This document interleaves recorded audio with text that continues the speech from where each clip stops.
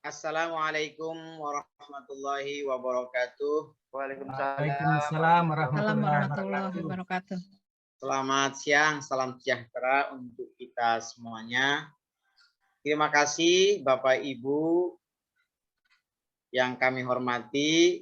Kita berkumpul dalam kegiatan diseminasi penerapan kurikulum SMK Pusat Keunggulan. Semoga kita diberikan kekuatan, kemampuan di dalam kegiatan ini untuk mendapatkan pengetahuan yang insya Allah nanti bisa diterapkan di sekolah kita masing-masing. Untuk mengawali kegiatan ini, marilah kita mulai dengan membaca doa sesuai dengan keyakinan kita masing-masing. Saya pimpin dengan kegiatan doa menurut ajaran Islam. Bismillahirrahmanirrahim. Dengan nama Allah yang Maha Pengasih. Segala puji bagi Engkau ya Allah. Kami bersyukur pada hari ini kami diberi kesehatan. Mudahkanlah kami untuk menerima dan mengaplikasikannya pada sekolah binaan kami.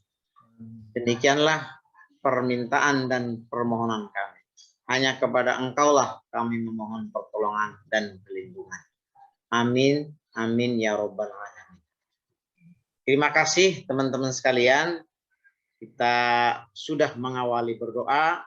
Untuk semangatnya kegiatan kita ini, kami minta kepada peserta Ibu Atun untuk melakukan ice breaking. Kepada Ibu Atun kami persilahkan. Baik, terima kasih Pak Hasan sudah mempersilakan saya sebagai peserta untuk memulai dengan ice breaking. Tapi saya buat salam dulu ya Pak. Kalau saya bilang SMK bisa, SMK hebat, SMK PK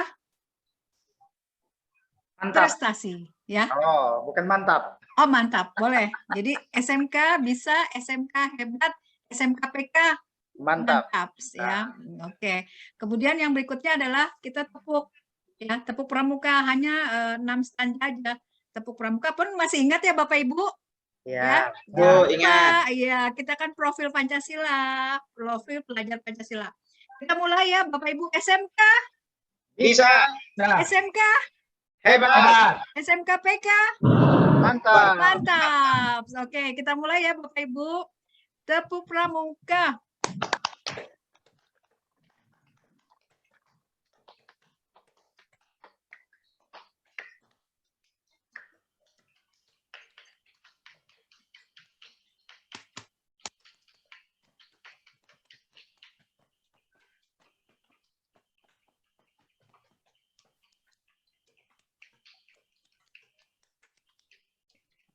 Ya.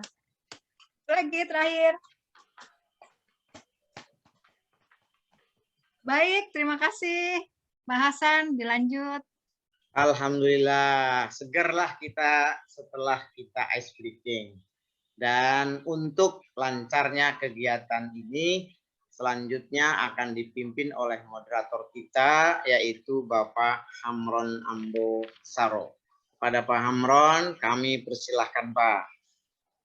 Baik, terima kasih Pak Hasan, Bu Atun, Pak Toyib. Assalamualaikum warahmatullahi wabarakatuh. Waalaikumsalam. Teman-teman sekalian, syukur alhamdulillah kita dipertemukan oleh Allah di tempat ini walaupun berbeda jarak, tetapi kita dipertemukan oleh satu aplikasi yang membuat kita lebih dekat, serasa satu rumah, serasa satu ruangan. Walaupun saya di Sulawesi Selatan, teman-teman di DKI rasanya sudah satu ruangan. Itulah kecanggihan teknologi yang kita nikmati sekarang. Dan berhubung karena suasana sekarang suasana COVID, apalagi teman-teman di DKI yang zonanya semakin meningkat, maka layaknya kegiatan ini dilaksanakan secara luring, tetapi karena suasana pandemi COVID sehingga kita memilih satu aplikasi untuk melaksanakan kegiatan in-house training kita pada hari ini yang akan kita bahas tentang bagaimana merancang pembelajaran sekolah pusat keunggulan yang akan dibawakan nanti. Ada beberapa materi yang akan dibawakan oleh Pak Toyib. Mari kita sama-sama mengikuti, mari kita sama-sama mendengarkan apa pemaparan beliau supaya kita sama-sama satu persepsi, satu sepaham dengan kurikulum sekolah penggerak ini. Saya kira itu pengantar dari saya. Nanti setelah Pak Toyib membawakan materinya, akan kita buka sesi tanya jawab atau sesi diskusi untuk lebih mematangkan pemahaman kita tentang kurikulum dan pembelajaran sekolah penggerak. Saya kira itu dari saya persilakan ke Pak Toyib untuk makan materinya. Baik, terima kasih Pak Moderator, Pak Amran. Kita mulai untuk sesi pertama. Assalamualaikum warahmatullahi wabarakatuh. Waalaikumsalam Untuk materi, untuk paparan ini, agenda kegiatan kita bisa dilihat di atas, Pak. Mohon ke atas dulu, Mas. Sebelum materi pokok. Nah, jadi Bapak Ibu yang kami hormati, wabil khusus keluarga besar SMK Penggerak. Yang pertama dan paling utama, mari kita panjatkan puji syukur kehadirat Allah Subhanahu wa Ta'ala atas perkenannya kita bisa melaksanakan amanah untuk pendampingan di sekolah pusat keunggulan. Untuk itu, terima kasih pada panitia yang sudah memfasilitasi acara ini. Bapak Ibu yang kami hormati, untuk sesi pertama ini jelas yang kami akan sampaikan adalah bagaimana pemahaman tentang konsep tujuan pembelajaran. Apakah tujuan pembelajaran Kurtilas dan kurikulum lama sama dengan sekarang sekolah PK? Mari kita nanti coba pelajari perdalam dengan kegiatan hari ini. Tentu di dalam tujuan pembelajaran nanti juga ada komponen-komponen dari tujuan pembelajaran yang harus kita cermati apakah sama dengan komponen yang harus ada dalam penyusunan tujuan pembelajaran di sekolah PK. Dan yang terakhir yang tidak kalah pentingnya nanti Ibu Bapak semua belajar bersama kami untuk menuliskan contoh, menyusun contoh-contoh tujuan pembelajaran sesuai dengan tuntutan sekolah PK yang memadukan, yang mengintegrasikan tentang profil pelajar Pancasila. Untuk itu, yang jelas tujuan dari pertemuan kali ini agar kita semua, khususnya para guru, mampu menjelaskan konsep tujuan pembelajaran. Yang kedua, mampu menguraikan 3 aspek atau komponen dari tujuan pembelajaran. Dan yang ketiga, mampu menyusun contoh tujuan pembelajaran sesuai dengan fase mapel masing-masing. Dan nanti dari sesi ini diharapkan ada dokumen rumusan tujuan pembelajaran per mata pelajaran sesuai dengan fasenya atau sesuai dengan kelas yang Bapak Ibu ampuh. Oleh karena itu, tadi sudah dibuka, saya ingin coba curah pendapat. Menurut Ibu Eryatun, kira-kira tujuan pembelajaran itu apa ya? Terima kasih Pak Toyib sebagai narasumber kegiatan seminar ini. Menurut saya Pak, kalau penyusunan tujuan pembelajaran itu adalah rangkaian pengembangan desain pembelajaran Pak. Oh ya, bagus. Jawabannya luar biasa ya. Tepat. Ada yang berkomentar lain mungkin? Pak Hasan atau Pak Amran? Baik Pak, mungkin saya tambahkan saja dari Bu Atun bahwa bahwa tujuan pembelajaran itu kalau kita mengarah kepada materi tentang kurikulum sekolah penggerak adalah sesuatu tujuan atau capaian pembelajaran yang harus dicapai dalam suatu pembelajaran. Oke, terima kasih Pak Amran. Ada tambahan lagi Pak dari Pak Hasan mungkin? Iya Pak, boleh juga. Ya, menurut saya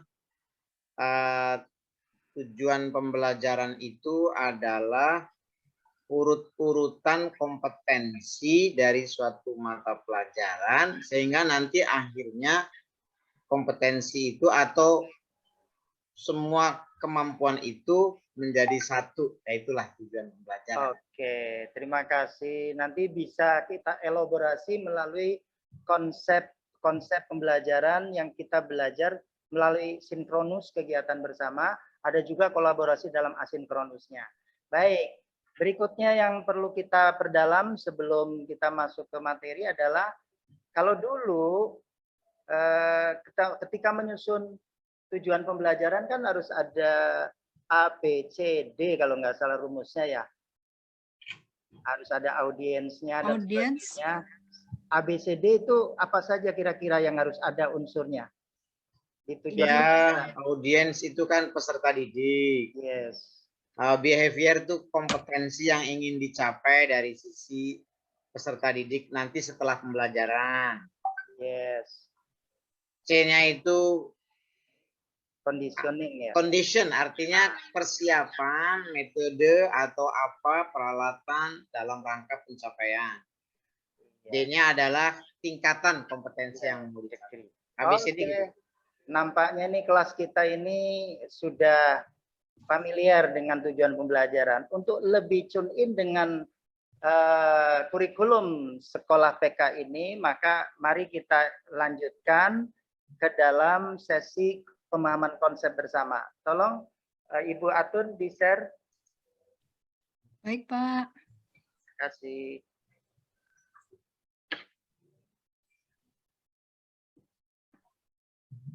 Baik, Pak, sudah, Pak. Baik, ini ke variasi. Ke atas dulu, Bu. Ke atas dulu, yang awal. Iya. Jadi, Ibu Bapak, alur tujuan pembelajaran coba klik ke bawah. Iya. Yes, kita fokus pertemuan kali ini dengan saya adalah konsep tujuan pembelajaran seperti apa yang dirumuskan dalam sekolah pusat keunggulan. Next, bawahnya.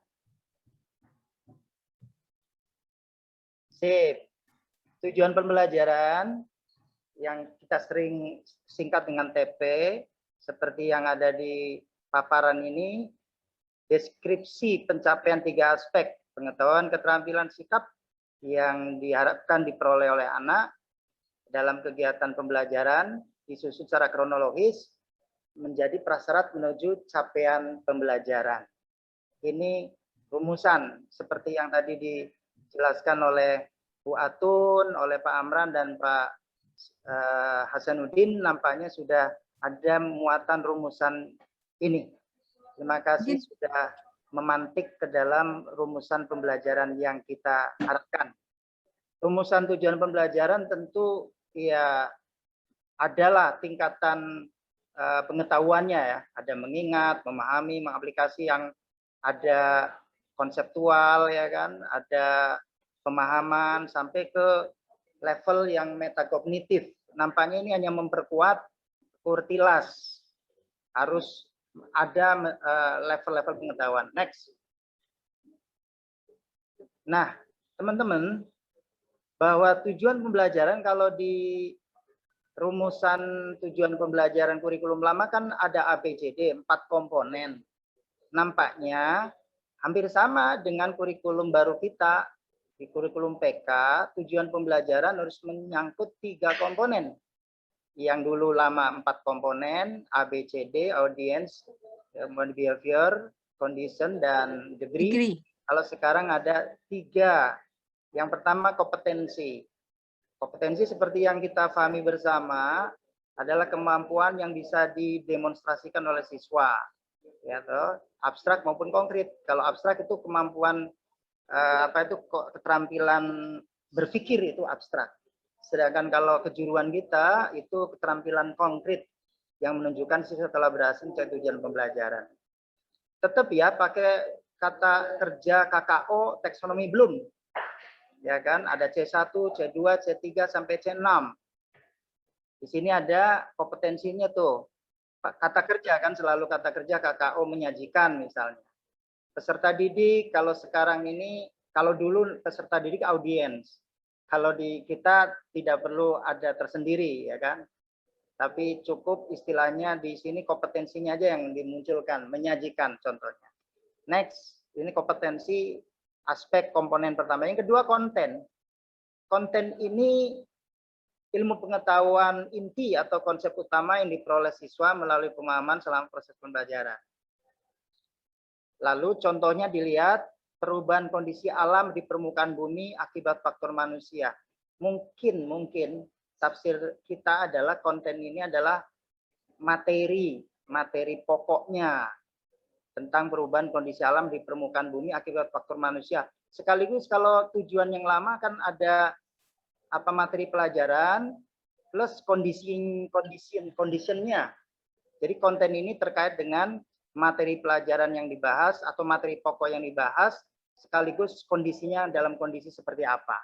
Ini kontennya. Materi utamanya. Next. Nanti di bawah kita lihat. Variasi ini kelihatannya pengembangan dari behavior ataupun kompetensi. Jadi selain dia punya kompetensi utama, dia harus punya variasi. Ini mungkin kalau kompetensi awalnya C3, ternyata diminta dalam konsep variasi ini, dalam komponen variasi ini harus menjadi pengetahuan atau keterampilan C4-nya. Jadi di atas, misalnya menganalisa hubungan antara kita manusia dengan perubahan alam di permukaan bumi dan menarik kesimpulan penyebab-penyebab utamanya.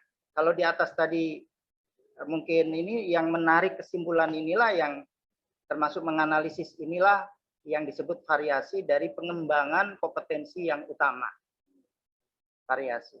Baik, kita lebih dalam lagi di bawah. Coba, ada enggak penjelasan? Nah ini contoh dari tujuan pembelajaran. Mengandung 3 aspek. Jangan lupa, yang kuning itu nanti sebagai apanya, dari komponen tiga-tiganya, yang hijau, ini hijau ya? Biru ya? Biru, Pak. Hukum Newton itu biru, sedangkan yang hijau itu merupakan variasinya. Seperti dijelaskan di sini, menjelaskan hukum Newton. Siswa menjelaskan hukum Newton dengan menggunakan kata-kata sendiri dan menceritakan fenomena dalam keseharian yang menggambarkan hukum Newton. Menjelaskan itu merupakan kompetensi utama. Siswa menjelaskan hukum Newton dan seterusnya. Kontennya adalah hukum Newton. Materi yang dipelajari. Dengan menggunakan kata-kata sendiri, kalau dulu itu di degree kan hanya menggunakan kata-kata sendiri variasi. Kalau dulu mungkin degree ya, maksudnya degree. Kalau sekarang divariasi. Jadi menjelaskan dan menceritakan tanda kuning itu kompetensi utama. Sedangkan hijau atau biru ya, biru ya. Biru, Pak. Dan konservasi energi dalam skala rumah tangga itu konten. Sedangkan yang hijau, yang pengembangan dari kompetensi utama adalah variasi. Ya. Ini mungkin sebagai pemantik teman-teman semuanya nanti ketika kerja kolaborasi untuk bisa membuat contoh-contoh menyusun tujuan pembelajaran yang memuat 3 komponen tersebut. Silakan nanti sebelum kita masuk kegiatan asinkronus kerja kelompok, maka seyogianya teman-teman silakan ada yang perlu kita diskusikan atau tanya jawab, dipersilakan. Sementara Baik, Pak. Izin Pak, silakan. Saya Eriatun. Ya, Pak, tadi kan sudah dijelaskan tujuan pembelajaran memuat 3 aspek. Salah satunya adalah konsep, konten, isi, dan yang terakhir apa ya? Oh, variasi. Variasi. Ya. Nah, berarti kalau konsep itu harus menggunakan kata-kata operasional ya, Pak? Untuk kompetensi, iya, KKO. Iya. Betul, bagus. Apakah itu juga yang menentukan kita bisa memilih C1, C2, Iya. dan C6? Bagaimana Betul. caranya, Pak? Iya, kalau dulu kan kita berangkat dari KD ya. Di dalam KD itu muncul kata kerja operasional di depan. Nah, kalau sekarang mungkin di capaian pembelajaran bisa dilihat di sana. Kita enaknya sekarang capaian pembelajaran yang kemarin di-share oleh Bu Yeru itu dari setiap khusus kelas 1 sudah muncul semua, sudah dengan mata pelajaran kita ampu. Kalau belum kita minta atau kita nunggu dari kementerian. Jadi untuk mencari KKO, kita lihatnya di capaian pembelajaran. Karena di sana sudah setiap level adanya.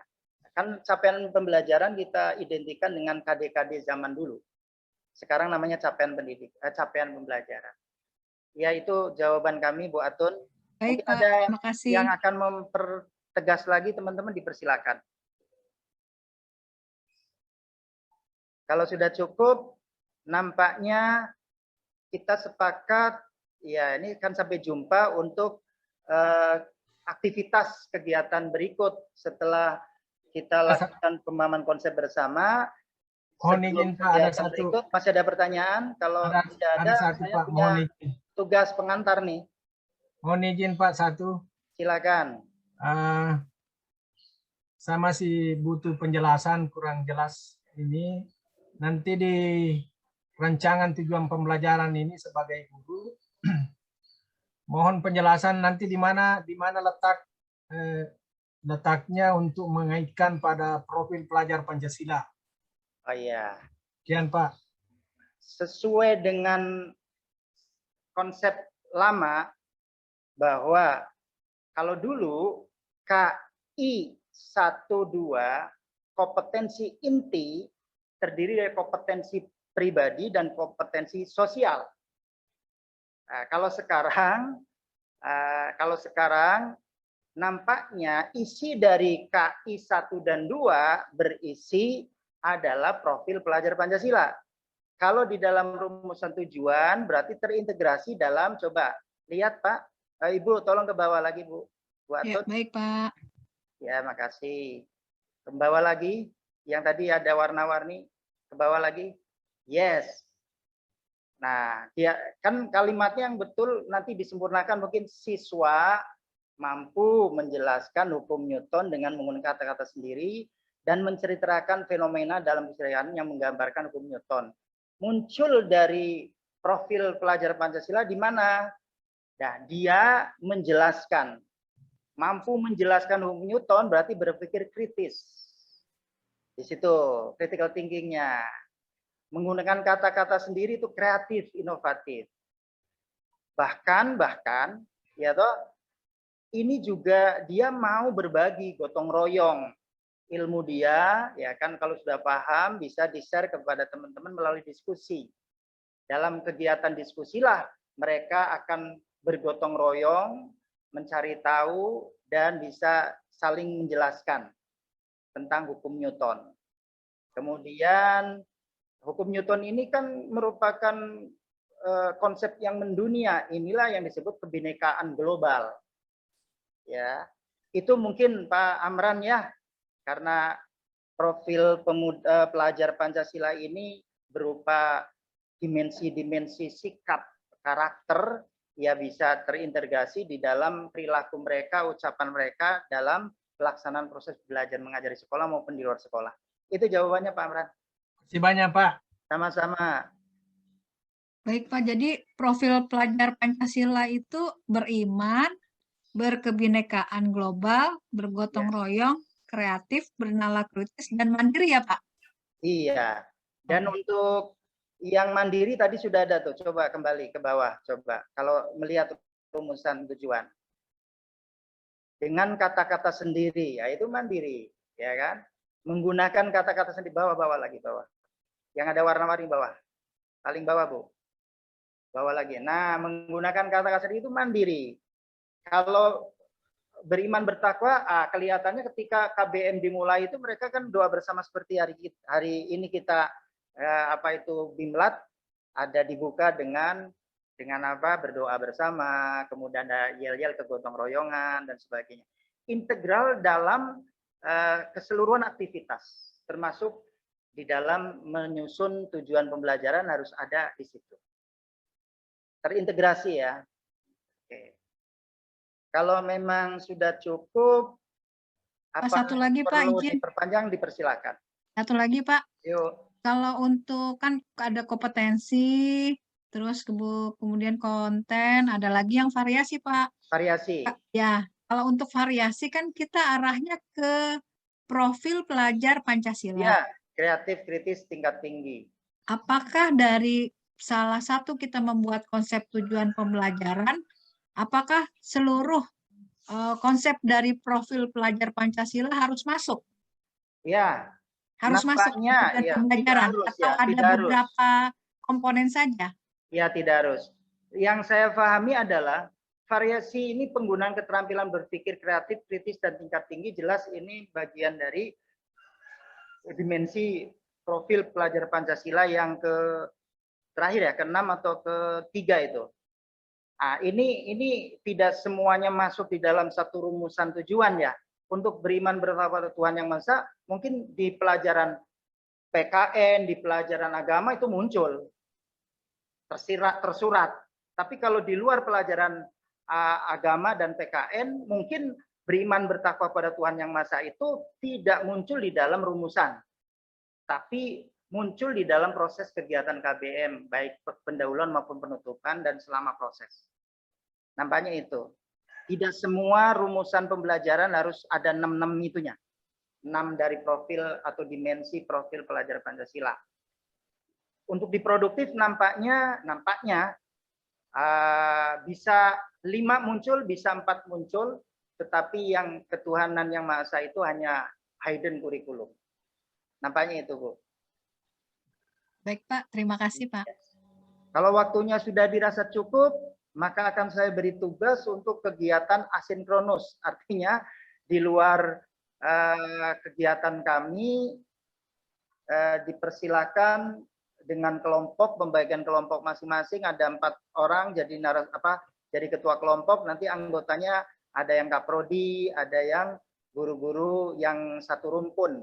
Dipersilakan untuk berdiskusi untuk menyusun contoh-contoh tujuan pembelajaran yang sesuai dengan konsep kurikulum sekolah TK yang memuat 3 komponen atau 3 aspek tujuan pembelajaran yang kita bahas hari ini. Cukup? Cukup. Kalau sudah cukup, kami kembalikan kepada moderator. Baik, terima kasih Pak Toyib yang telah membawakan materinya dengan lugas, dengan sempurna. Hanya kami sebagai peserta cukup memahami dengan seksama materi-materi tentang yang dibawakan tadi.